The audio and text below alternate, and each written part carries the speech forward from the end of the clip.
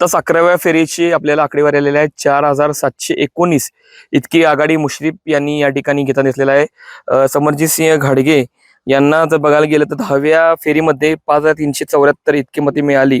तर हसन मुश्रीफ यांना 6221. तर त्या ठिकाणी त्यांना 4968चं लीड होतं.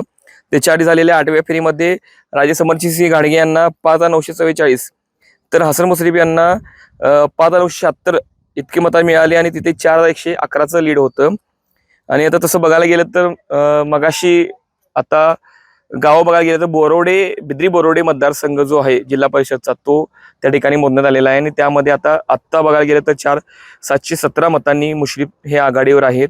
आता पुढच्या काही फेऱ्या आहेत त्यानंतर 20व्या फेरीनंतर आपल्याला एकंदरीत चित्र स्पष्ट व्हायला चालू होईल, कल स्पष्ट व्हायला चालू होईल.